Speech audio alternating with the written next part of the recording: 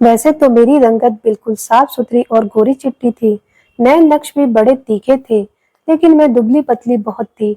बचपन से ही मुझे लड़कों के साथ खेलने कूदने का बड़ा शौक था। अक्सर मैं गली मोहल्ले में लड़कों के साथ ही खेलते हुए नजर आती थी। घर में सबसे छोटी थी, इसलिए माँ बाप का लाड़ प्यार मेरे साथ कुछ ज्यादा ही था। मुझसे बड़ी दो बहनें थी, जो कि शादीशुदा थी। मेरा ज्यादातर समय लड़कों के साथ ही गुजरता था, इसलिए मेरा पहनना ओढ़ना भी ऐसा ही था। मैं लड़कों की तरह ही शर्ट और जीन्स पहनती थी, सर पर कैप लगाए रखती थी। क्रिकेट, बैडमिंटन, फुटबॉल, यह सब मेरे पसंदीदा खेल थे। मुझे पता ही नहीं चला कि कब समय गुजरने लगा और मैं 16 साल की दहलीज भी पार कर चुकी थी। 16 साल की हुई तो मेरी माँ ने मुझे जबरदस्ती घर पर बिठाना शुरू कर दिया। कहने लगी, लड़की हो तुम, घर पर रहा करो, शर्म नहीं आती? इतनी बड़ी हो गई हो और अभी तक मोहल्ले के लड़कों के साथ खेलती नजर आती हो। पाँव देखे हैं तुमने? अपने नंगे पाँव खेल खेल कर कितने बड़े बड़े हो गए हैं। मुझे तो लगता है तुम्हारे नाप की तो अब चप्पल भी मुझे मुश्किल से मिला करेगी। मर्दों की चप्पल लाकर देनी पड़ेगी तुम्हें। मैं शुरू से ही लापरवाह थी। माँ की बात एक कान से सुनकर दूसरे कान से उड़ा देती थी। माँ के डांट फटकार सुनने के बाद भी मेरा ध्यान बाहर खेलने जाने वाले क्रिकेट मैच की तरफ था। मैंने मम्मी से विनती की कि बस यह आखिरी बार खेलने दे, लेकिन वह नहीं मानी। मेरा बाहर जाना बिल्कुल बंद कर दिया गया था। बस यह था कि मैं छत पर जाकर पतंग उड़ा लिया करती थी, या फिर बराबर वाले साहिल की छत पर जाकर उसकी माँ से शिकायतें लगा लेती थी कि मुझे माँ ने घर में कैदी बनाकर रख दिया है। मेरा उठना बैठना चाल ढाल सब लड़कों जैसा था। तो साहिल मुझे मुस्कुरा कर देख कर कहता, कोई बात नहीं स्नेहा, अब तुम बड़ी भी हो गई हो तो घर पर रहा करो। साहिल तो उल्टा ही मुझे समझाने लगता। अक्सर मैं उसी से उसकी शर्ट लेकर पहना करती थी।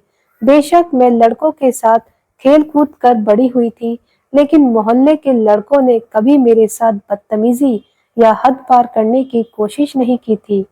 और उसकी वजह शायद साहिल था, जो कि हर जगह मेरा राक्षस बनकर मेरे साथ रहता था। माँ के बहुत से काम भी कर दिया करता था, क्योंकि हमारा कोई भाई नहीं था। पापा विदेश में रहते थे, 6 महीने बाद ही आते थे। जैसे ही मैंने इंटर पढ़ी, मेरी माँ की सहेली ने मेरा रिश्ता अपने बेटे के लिए मांग लिया। मैं 20 साल की थी जब भोपाल से मेरी माँ की सहेली ने अपने बेटे का रिश्ता मेरे लिए मांगा था। लेकिन जब मुझे मालूम हुआ तो मैंने माँ से साफ कह दिया कि मैं आप लोगों को छोड़कर दूसरे शहर नहीं जाऊंगी। मम्मी कहने लगी, तुम्हारी जो करतूतें हैं, मैं तुम्हें अपने पास बिहा कर जलील नहीं होना चाहती। अरे इतनी बड़ी हो गई हो और एक कप चाय का बनाना नहीं आता। वह मेरी बचपन की सहेली है, बिल्कुल बहनों जैसा आपस में प्यार है। वह तेरे सारे पाप छुपा लेगी और यह मेरी माँ की सबसे बड़ी गलती थी। खैर मेरी शादी की तरफ कोई ध्यान नहीं था। अभी तक मेरा दिमाग बस खेल कूद में ही अटका रहता था। शादी से 4 दिन पहले तक मैं बाहर निकलने की तरकीब करती थी और छुप छुप कर बाहर निकल भी जाया करती थी। मेरी माँ मुझे जबरदस्ती खींच खींच कर घर में बंद करती कि शादी होने में 4 दिन बचे हैं और इस लड़की को चैन नहीं है। अरे दुल्हन इस तरह शादी से पहले ही इधर उधर भागती फिरे तो उसके ऊपर रंग रूप नहीं चढ़ता। और यह 4 दिन मैंने बड़े ही मुश्किल से अपने घर में बैठकर काटे थे। आसमान पर पतंगे उड़ती और कटती देखकर मैं सीधी दौड़ छत की तरफ लगाती थी, ताकि वह कटने वाली पतंग मैं पकड़ लूं। खैर मेरी बारात भोपाल से आई थी।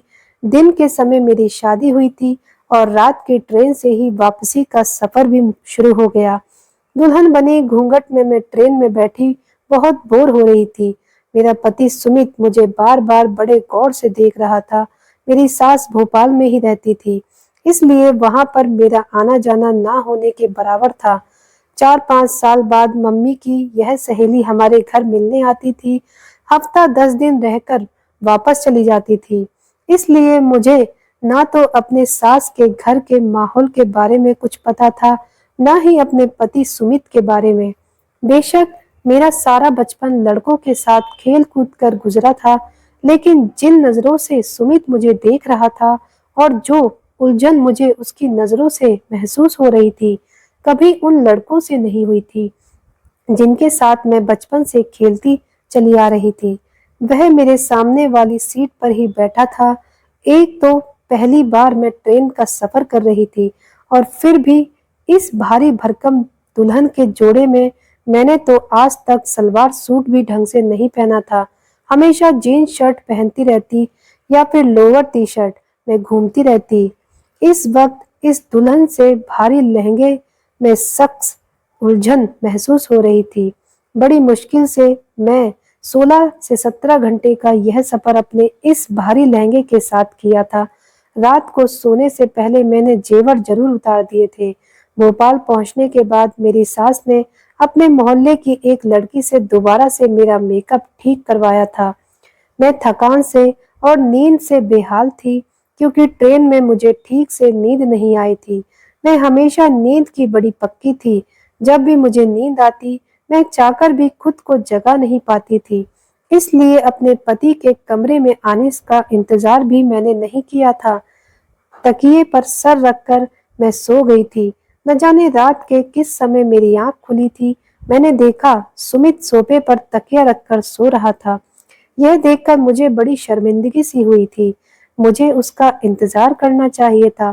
खैर, मैंने घड़ी पर नजर दौड़ाई तो रात के 3 बज रहे थे।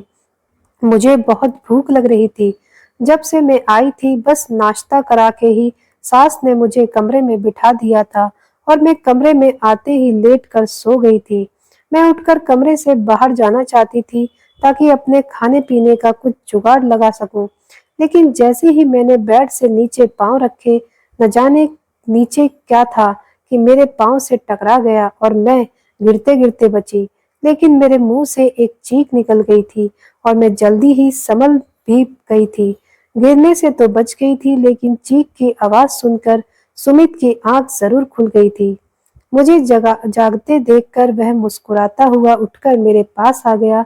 बेशक उसका बचपन में मेरे घर आना जाना था, लेकिन अब सुमित मेरे लिए बिल्कुल अनजान था। वह मेरे पास आकर बैठ गया, कहने लगा, हो गई तुम्हारी नींद पूरी? कितना जगाया मैंने तुम्हें, लेकिन तुम थी कि जागने का नाम ही नहीं ले रही थी। तुम तो सारे घोड़े बेचकर ऐसे सोई थी कि उठने का नाम ही नहीं लिया। मैंने कहा, आई एम सॉरी, शायद सफर की वजह से बहुत थक गई थी, इसलिए मुझे पता ही नहीं चला कि कब आंख लग गई। कहने लगा, हाँ, मैंने तुम्हें जगाने की कोशिश की थी, लेकिन नींद में ही तुमने साफ कह दिया कि मुझे सोने दो। उसने गहरी सांस लेते हुए मुझे कनखियों से देखा। मुझे तो ऐसा कुछ भी याद नहीं था, लेकिन ऐसा मुमकिन भी था, क्योंकि गहरी नींद में जब मम्मी मुझे उठाती थी तो मैं उन्हें भी ऐसे ही कहती थी। उस वक्त तो मुझे काफी शर्मिंदगी सी महसूस हो रही थी। मैं अभी यही सोच रही थी कि कैसे सुमित से यह कहूं कि मुझे भूख लग रही है, कि तभी उसने मेरा हाथ थाम लिया। कहने लगा, बेशक हमारी माँ का आपस में आना जाना था और मिलना जुलना था, लेकिन मैं तुम्हें पहली बार देख रहा हूँ।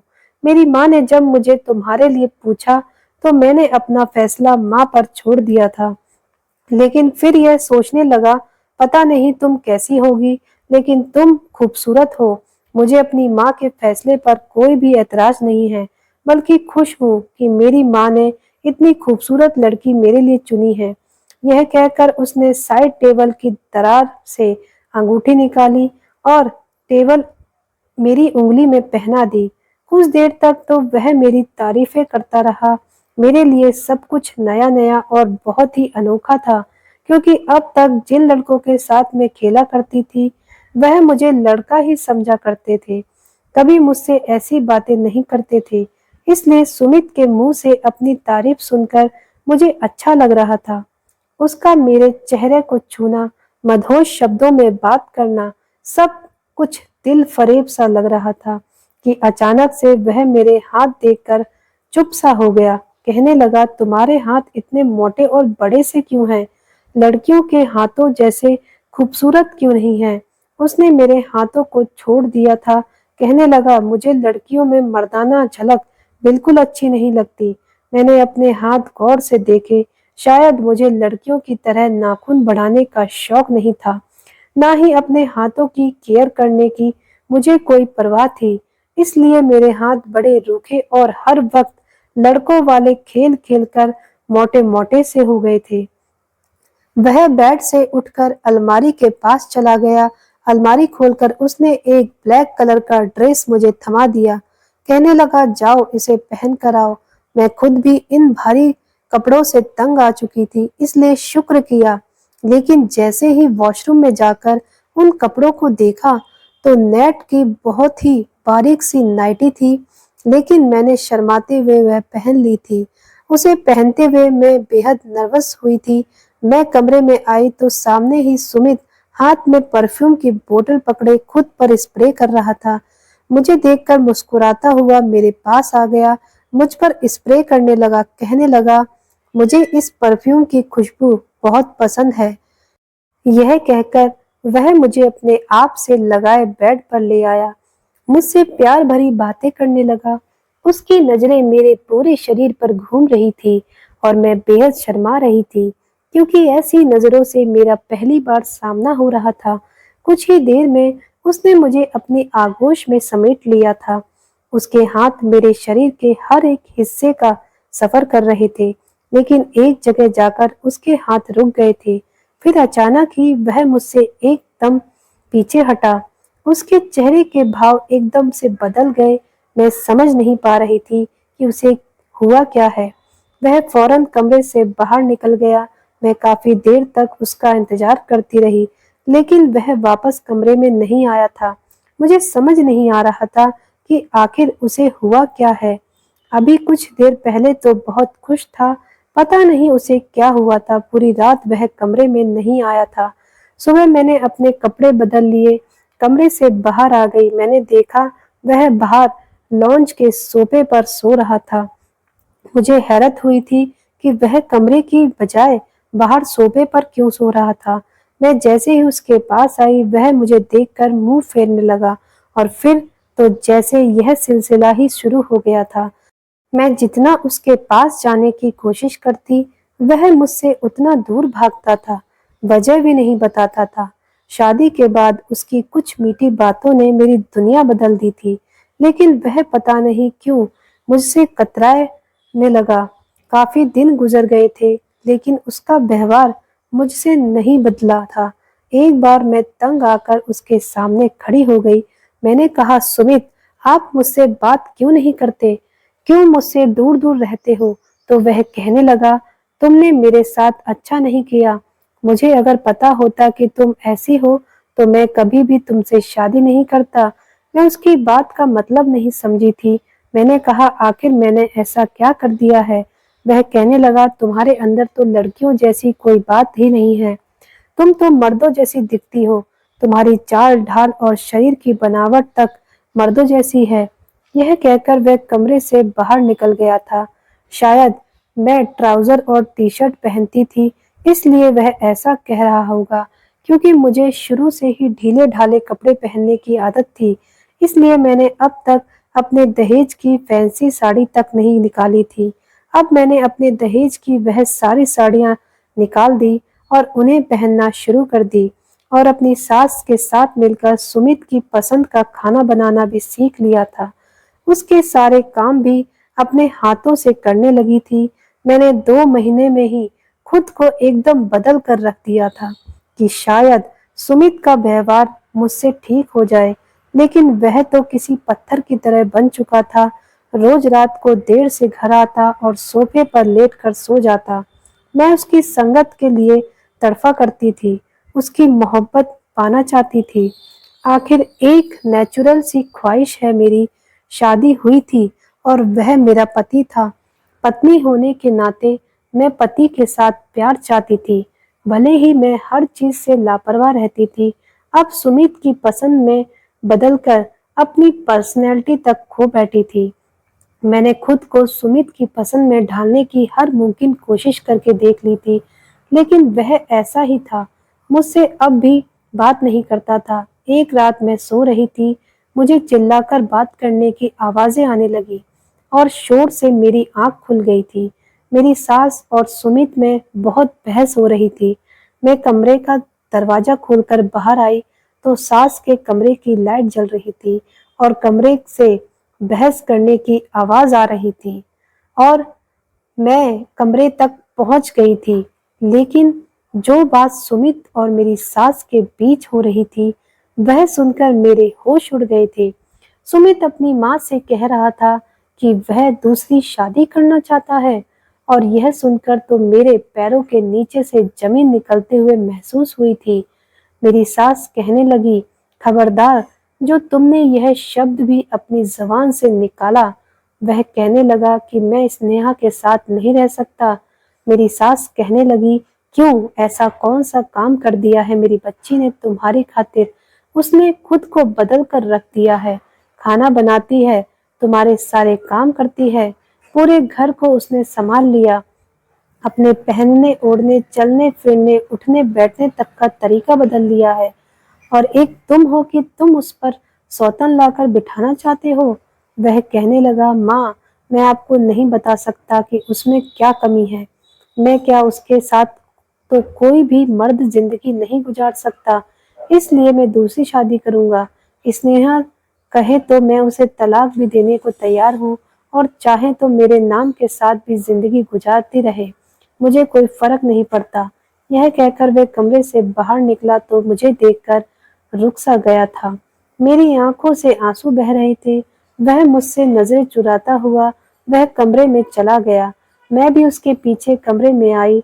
मैंने कहा, आज मुझे बता ही दो, सुमित की मुझ में ऐसी कौन सी कमी है जिसकी खातिर तुम दूसरी शादी करना चाहते हो? वह कहने लगा, खुद को आईने में देख लो, तुम्हें मालूम हो जाएगा कि तुम्हारे अंदर क्या कमी है। मैंने कहा कि वह तो मैं खुद को रोज देखती हूँ, मुझे नहीं पता, इंसान को हमेशा अपना आपा अच्छा ही लगता है, लेकिन तुम बताओ क्या बुराई है मुझ में? कहने लगा, तुम्हारे अंदर औरतों वाली खूबसूरती नहीं है, कपड़े पहनने से तुम्हारे शरीर की बनावट बदल नहीं जाएगी। कभी अकेले में शीशे के सामने खड़े होकर देखना, बिल्कुल सपाट मर्दों के जैसा सीना है तुम्हारा। तुम्हारे पास आते हुए मुझे ऐसा महसूस होता है जैसे मैं किसी मर्द के पास मौजूद हूँ और मुझे तुमसे नफरत है। तुम्हारी संगत में घुटन का एहसास होता है। मुझे तुम्हें छूने से कुछ भी अच्छा महसूस नहीं होता और ना ही मेरे दिल के जज्बातों में कोई तूफान उठता है। तुम्हारे पास आने को जी नहीं चाहता। तुम्हें देखकर मेरा जी मचलता नहीं। लगता है मैं तुम्हारे साथ नहीं रह सकता। तो मैं उसकी बातों को सुनकर बेजान सी होकर बैठ गई थी। औरत की इसमें सबसे बड़ी जिल्लत और बेइज्जती क्या हो सकती थी? जिन शब्दों में सुमित ने मेरी की थी, जो कमी उसने मुझे बताई थी, उसमें मेरा कोई बस नहीं था। जो इंसल्ट उसने मेरी की थी, मैं पूरी रात रोती रही। अगले दिन मेरी सास ने मुझे कहा, जब से तुम्हारी शादी हुई है तुम मायके नहीं गई हो, तुम कुछ दिन के लिए अपनी माँ के घर चली जाओ। मैंने कहा, मम्मी जी, अगर मैं यहाँ से चली गई तो सुमित तो दूसरी शादी कर लेंगे। यह सुनकर मेरी सास कहने लगी, मैं उसे समझाऊंगी, तुम उसका हर काम समय पर करके दे रही हो, इसलिए उसे तुम्हारी कदर नहीं है। जब तुम यहाँ नहीं होगी तो वह खुद तुम्हारी कमी महसूस करेगा, फिर उसे तुम्हारी कदर होगी। मुझे अपनी सास की बात ठीक लगी थी। मैं वापस अपनी माँ के घर चली गई। मैं पूरे 6 महीने बाद भोपाल से दिल्ली आई थी। मैं पूरी तरह बदल चुकी थी। जब मैं घर आई तो अपनी माँ के साथ लगकर फूट फूट कर रोने लगी। मेरी माँ समझी कि मैं उनसे दूर रहने की वजह से उदास हूँ, इसलिए रो रही हूँ। अभी मुझे आए 1 घंटा ही नहीं हुआ था कि जब मोहल्ले के सारे लड़के, जो कि मेरी ही उम्र के थे, मुझसे मिलने आ गए। लेकिन मैं आज उनसे दूरी बनाकर मिल रही थी, क्योंकि मेरी सोच बदल गई थी। उन लड़कों में एक लड़का साहिल भी था। मेरी सबसे ज्यादा दोस्ती उसी के साथ थी। वह भी मुझसे मिलने आया था। मैं सबसे हंस हंस कर बातें कर रही थी, लेकिन दिल ही दिल में परेशान हो रही थी। मुझे सुमित की फिक्र सताई जा रही थी। सब मुझसे बातों में बिजी थे। बस एक साहिल था जो चुप था और एकटक मुझे देखे जा रहा था। जब सब चले गए तो वह मेरे पास आकर बैठ गया। कहने लगा, तुम्हें क्या हुआ है स्नेहा? इतनी उदास क्यों हो? मैंने कहा, नहीं, मैं तो बहुत खुश हूँ। यह कहते हुए मेरे शब्द ना चाहते हुए भी नम हो गए थे। वह मेरे चेहरे को, मेरी आंखों को बड़े गौर से देख रहा था। कहने लगा, हाँ, नजर आ रही है मुझे तुम्हारी खुशी। बचपन साथ गुजारा है हमने, साथ खेले हैं, साथ हंसे हैं और साथ रोए भी हैं। इसलिए मुझसे झूठ मत बोलो। अगर तुम्हारे पति ने तुम्हें कुछ कहा है तो बस साहिल जो एक बार इशारा कर दो तो फिर देखो साले को कैसे ठीक करता हूँ। उसने अपनी आस्तीन चढ़ाते हुए मुझसे कहा था। मैंने कहा, तमीज से बात करो, तुम्हारे जीजा जी हैं। वह कहने लगा, तुम्हारी आंखों में आंसू लाने वाला जो बजे बनेगा तो उसे छोड़ूंगा नहीं। मैंने कहा, साहिल वह बहुत अच्छा है। अब मैं उसे क्या बताती। मेरी दोस्ती साहिल की बहन के साथ बचपन से ही बहुत अच्छी थी। वह शादीशुदा भी थी। सोचा कि जाकर उसे इस मामले के हाल पूछती हूँ, शायद वह मेरी मदद कर दे। अगले दिन मैं साहिल के घर चली गई। साहिल उस समय अपने पापा के साथ उनकी दुकानों पर जाया करता था। उनके अपने कपड़े की कई दुकानें मार्केट में थी और वह अपने पापा के साथ मिलकर उन दुकानों को संभालता था। इसलिए शाम को ही घर लौटता था। मैं दोपहर के समय घर गई थी क्योंकि अगर साहिल घर पर होता तो मेरे सर पर ही मंडराता रहता। मुझे देखकर साहिल की बहन बहुत खुश हुई थी। मुझसे मेरी शादीशुदा जिंदगी के बारे में पूछने लगी। मैंने उसे यही कहा कि सुमित बहुत अच्छा इंसान है और मैं बहुत खुश हूँ। फिर बातों ही बातों में मैंने उससे झिझकते हुए वह सवाल ही पूछ लिया जो मेरी जिंदगी का सबसे बड़ी प्रॉब्लम बन गया था। वह मुझसे कहने लगी कि वह मुझे एक लेडी डॉक्टर के पास ले जाएगी जो इस बात का इलाज करती है। मैं यह सुनकर खुश हो गई थी। मैं चाहती थी बिना किसी से कुछ कहे मेरी प्रॉब्लम का हल हो जाए। इसलिए मैं अगले दिन ही साहिल की बहन के साथ उस लेडी डॉक्टर के पास चली गई थी। उसने मुझे कुछ दवाइयाँ दे दी और अच्छी खुराक खाने के लिए भी कहने लगी। मैं घर वापस आई तो फोन पर मेरी माँ मेरी सास से बात कर रही थी। मैंने माँ से फोन ले लिया और खुद अपनी सास से बात करने लगी। उनसे सुमित के बारे में पूछने लगी। वो कहने लगी, मैं रोज उसे समझाने की कोशिश कर रही हूँ लेकिन वह मेरी बात सुनने को तैयार नहीं है। लेकिन तुम चिंता मत करो, मैं उसे मना लूंगी। तुम बस अपनी सेहत का ख्याल रखो। मैं बहुत परेशान थी। लेडी डॉक्टर ने जो मेडिसिन मुझे दी थी वह मुझे खाना खाने के बाद खानी थी। लेकिन सास से बात करने के बाद जैसे मेरी भूख खत्म हो गई थी। मुझे लगा था मेरे जाने के बाद सुमित को मेरी कमी महसूस हुई होगी। वह मुझे याद करता होगा लेकिन वह तो अभी भी वैसा ही था। मैंने कुछ ही निवाले खाए और अपनी मेडिसिन खा ली। उसे खाने के बाद मुझे अजीब सी बेचैनी होने लगी। सीने में दर्द सी टीस उठने लगी थी। मुझे अपना सीना भारी भारी लगने लगा था। शायद मेरी प्रॉब्लम का हल यही हो। यह सोचकर मैं वह दवा खाने लगी और उसे खाते ही मेरे पसीने छूटने लग जाते थे। मुझे घबराहट होने लगती थी लेकिन सुमित की खातिर मैं यह सब कर रही थी। एक बार मेरे नंबर पर सुमित की कॉल आ रही थी। जब से मैं दिल्ली आई थी सुमित की कॉल आज पहली बार आई थी। मैंने फौरन से फोन उठा लिया। मुझे लगा शायद वह मुझे याद कर रहा होगा इसलिए उसने फोन किया होगा। लेकिन वह कहने लगा, तुम जो खेल मेरे साथ खेल रही हो अच्छा नहीं कर रही। मेरी माँ मुझे तुम्हारी वजह से जायदाद से बेदखल कर रही है। मैं तुम्हें छोड़ूंगा नहीं। पता नहीं तुम जैसी मर्दाना लड़की ने मेरी माँ पर क्या जादू कर दिया है कि उसे सारे जहां की खूबियां बस तुम्हारे अंदर नजर आती है। अगर तुम्हें मेरे साथ रहना है तो अपना इलाज कराओ।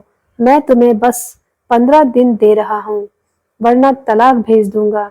चाहे मेरी माँ मुझे उसके बाद घर से बेदखल कर दे लेकिन तुम्हें भी बर्बाद कर दूंगा। यह कहकर उसने फोन बंद कर दिया और मैं यह सुनकर रोने लगी थी।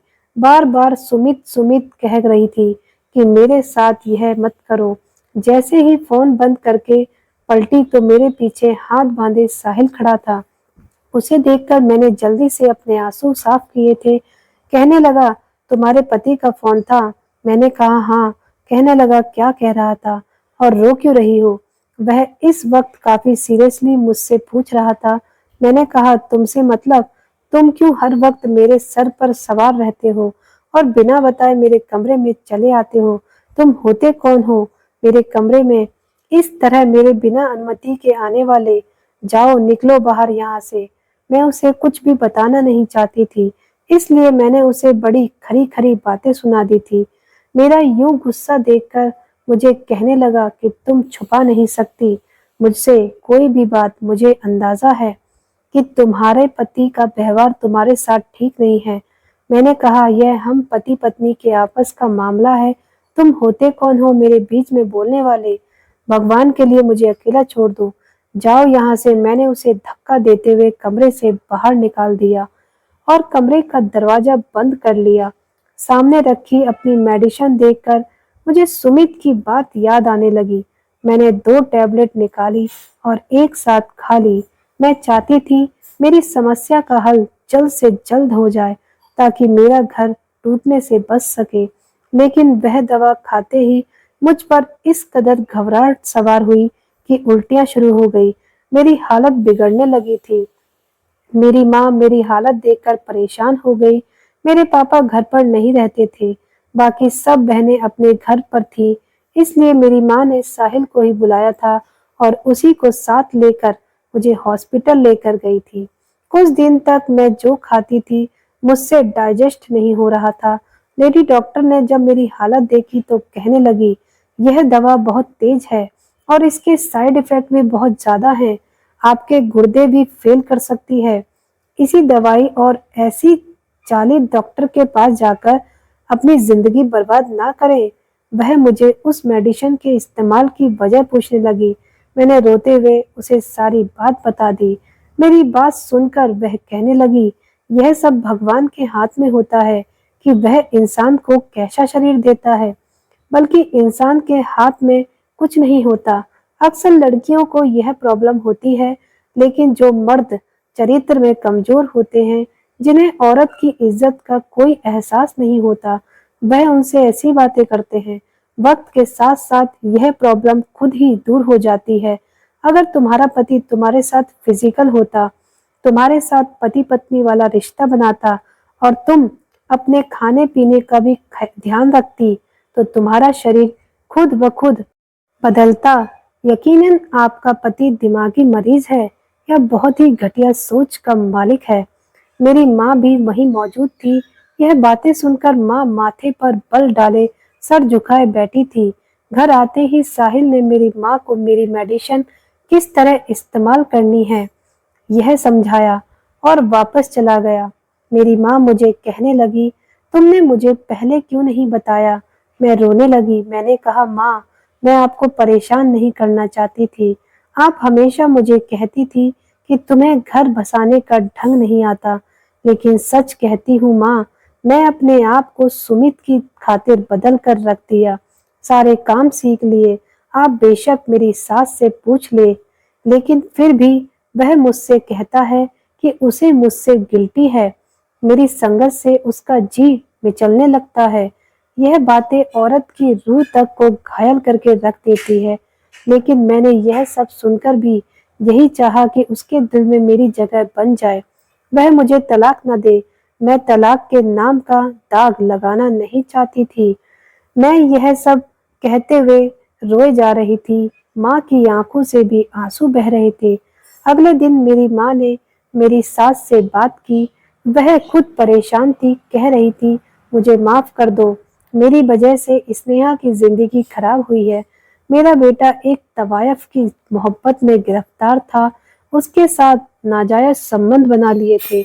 मैंने उसे अपनी कसम देकर स्नेहा से शादी करवा दी, लेकिन उसे उस बाजारू औरत की आदत पड़ चुकी थी। इसलिए घर की शरीफ लड़की में जब वैसी अदाएं नजर नहीं आई, तो उसने स्नेहा में ऐब निकालना शुरू कर दिया। मेरी सास मेरे पास आई और खुद मुझे सुमित से तलाक दिलवाने लगी थी। कहने लगी, वह मेरी बेटी के काबिल ही नहीं था, लेकिन मर्द जात से मेरा विश्वास उठ गया था। अभी तलाक हुए 2 ही महीने हुए थे कि साहिल की माँ साहिल का रिश्ता मेरे लिए लेकर आई, लेकिन मैंने साफ मना कर दिया। एक मर्द से बड़ी गहरी चोट खाई थी, इसलिए किसी दूसरे पर भरोसा नहीं कर सकती थी। मम्मी ने मुझे बहुत समझाने की कोशिश की, साहिल ऐसा नहीं है, लेकिन मैंने कहा कि मुझे शादी नहीं करनी। वह लोग मायूस होकर वापस जा चुके थे। कुछ दिन बाद मैं आंगन में बैठी थी जब एक बॉल आंगन में जाकर गिरी थी। बाहर लड़कों का शोर होने लगा था। दरवाजे पर दस्तक हुई तो मैंने बॉल उठा लिया। दरवाजा खोलकर अपना बॉल वाला हाथ बाहर निकाला था। मुझे लगा बॉल लेने के लिए दरवाजा बजाया गया है, लेकिन किसी ने बॉल के बदले मेरा हाथ पकड़ा था। बॉल मेरे हाथ से छूट गई थी। मैंने दरवाजा खोलकर देखा तो सामने साहिल खड़ा था। मेरा हाथ उसी ने पकड़ रखा था। वह शायद घर के अंदर आना चाहता था, लेकिन मैंने दरवाजा पूरा नहीं खोला था। मैंने कहा, साहिल मेरा हाथ छोड़ो। वो कहने लगा, इनकार क्यों किया तुमने? मैंने कहा, यह मेरी जिंदगी है, मेरी मर्जी। वह दरवाजे को धकेल कर अंदर आ गया। कहने लगा, बुराई क्या है मुझ में? इनकार की वजह बताओ। स्नेहा, मैंने कहा, मुझे शादी ही नहीं करनी। वह पूछने लगा, क्यों? मोहब्बत है उस कमीने इंसान से तुम्हें, जो उसकी याद में अपनी जिंदगी बर्बाद करना चाहती हो? वह मेरी आंखों में गुस्से से देखते हुए कह रहा था, मैंने कहा नहीं है मुझे किसी से भी मोहब्बत। समझे, मर्दों से ही नफरत हो गई है। अपनी जिंदगी में किसी मर्द को शामिल करना ही नहीं चाहती। वह कहने लगा, उस आदमी की वजह से तुम यह झूठे बहाने बना रही हो। आज भी तुम्हें सुमित से प्यार है, तभी इनकार किया है तुमने, वरना अपनी माँ के आंसू तुम्हें नजर आ जाते, अपने बाप की झुकी हुई कमर तुम्हें याद आ जाती, जो यह चाहते हैं कि तुम्हारा घर बस जाए। लेकिन तुम्हें सिर्फ सुमित का प्यार है, उसी के गम में अपनी सारी जिंदगी गुजारना चाहती हो। मैंने कहा, मुझे नहीं है सुमित से मोहब्बत। क्यों समझ नहीं आता तुम्हें? तो कहने लगा, ठीक है, फिर इस बात का सबूत दो मुझे। मैं इसी रविवार को तुमसे शादी करने आ रहा हूँ। अगर तुमने मुझसे शादी कर ली तो मैं समझ जाऊंगा कि तुम्हें सुमित से नफरत है। अपने लिए ना सही, अपने बूढ़े माँ बाप की खुशी के लिए तुम्हें मुझसे शादी कर लेनी चाहिए। यह कहकर वह चला गया था। मैं रोने लगी थी। मैंने वाकई अपने माँ बाप के बारे में सोचा ही नहीं था, जो मेरे गम की वजह से घुलने लगे थे। मैंने उनकी बात फिर कोई ऐतराज नहीं किया। चुपचाप मैंने साहिल से शादी कर ली थी। लेकिन जब वह कमरे में आया तो मुझे अजीब सा डर महसूस होने लगा था कि कहीं वह मेरी उन्हीं शब्दों से इंसल्ट ना करे जैसे सुमित ने की थी। जैसे ही वह मेरे पास आकर बैठा, मैं रोने लगी थी। वह कहने लगा, स्नेहा, हर आदमी इतना गिरा हुआ नहीं होता। बचपन से तुम मुझे जानती हो। क्या तुम्हें ऐसा लगता है कि तुम्हारी इन कमियों को तुम पर हावी होने दूंगा, जिसमें तुम्हारा कोई बस ही नहीं है? मैं हैरान थी कि उसे यह सब कैसे पता। वह हर बार की तरह मेरे दिल में और मेरे दिमाग में आने वाले हर सवाल को कैसे जान जाता था। वह मेरा हाथ थामकर कहने लगा, लेडी डॉक्टर की सारी बातें मैं सुन चुका था, और वह भी जो तुमने लेडी डॉक्टर को बताया था। तुम्हारी माँ और बाप से भी कह चुका था कि ऐसे नीच घटिया इंसान से स्नेहा को तलाक दिलवा दे। मैं उसे अपनाना चाहता हूँ, इसलिए भूल जाओ वह सब जो कुछ भी हो चुका है। बस यही याद रखो कि तुमसे साहिल बचपन से ही मोहब्बत करता है। जिन दिनों तुम्हारी शादी सुमित से हुई थी, मैं दूसरे शहर में था। मुझे इस बात की खबर बाद में हुई, वरना कभी तुम्हारी शादी वहां होने ही नहीं देता। बात करते करते साहिल मेरी ज्वेलरी उतार चुका था, और जब उसने मुझे अपनी बाहों में भरा तो मेरे दिल में कोई डर नहीं था। सुकून से मैं साहिल के सीने से लग गई थी। मैं नहीं जानती थी कि वह मुझसे इतनी मोहब्बत करता है। शायद असल मोहब्बत यही थी, जिसमें इंसान दूसरों की कमियां नहीं देखता। आपका इस बारे में क्या ख्याल है दोस्तों? कहानी कैसी लगी जरूर बताना।